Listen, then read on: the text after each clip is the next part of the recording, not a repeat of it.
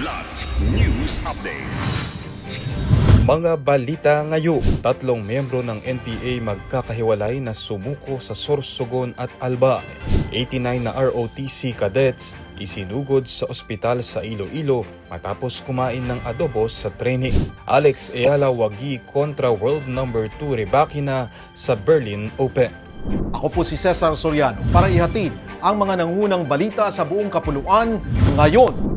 3 miyembro ng Communist Terrorist Group o CTG ang magkakahiwalay na sumuko sa mga otoridad sa Sorsogon at Albay nitong Hunyo 18.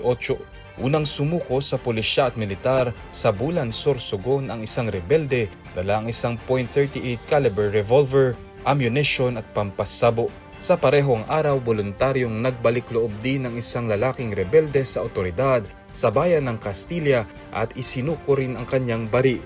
Sa Kamalig Albay naman ay tumalikod sa komunistang grupo ang isang babaeng rebelde sa tulong ng lokal na pulisya. Agad siyang inabutan ng paunang tulong ng lokal na pamahalaan para sa kanyang pagsisimula ng bagong buhay.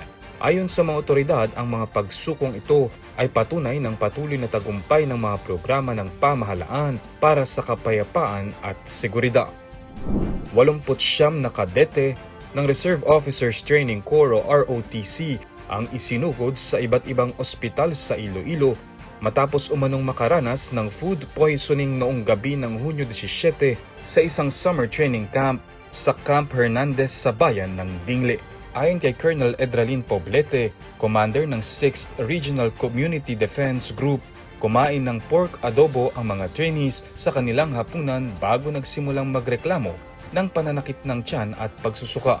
Batay sa datos, 74 ang dinala sa Iloilo Provincial Hospital sa Pototan, 10 sa Don Jose S. Monfort Medical Center sa Barotac Nuevo at 5 sa Ramon D. Duremdes District Hospital sa Dumangas. Sinabi ng Iloilo Provincial Health Office na karamihan sa mga pasyente ay nakauwi na matapos magamo. Patuloy naman ang investigasyon ng mga otoridad habang sinusuri ang mga sampol ng pagkain at tubig upang matukoy ang eksaktong sanhi ng insidente.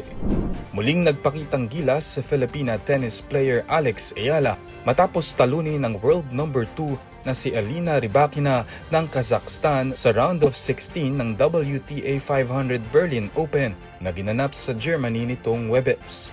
Naitala ng Filipina wildcard ang kanyang pinakamalaking panalo sa season na ito sa pamamagitan ng 7-5, 6-4 na score laban sa dating Wimbledon champion.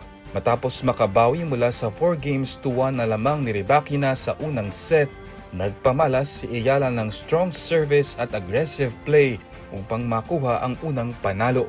Dinala ng 21-year-old Filipina ang momentum sa ikalawang set, kung saan mabilis siyang nakalamang 5-3 hanggang sa tuluyang tapusin ang laban in straight sets. Sa quarterfinals, haharapin Eala si Elina Svitolina ng Ukraine na kasalukuyang world number 8. Ito ang unang pagkakataon na maghaharap ang dalawa. Para sa Kidlat News Channel, ako si Renzel Linon, nag-uulat. Ako po si Cesar Soriano. Palagi niyong kasama sa bawat pagputo ng balita.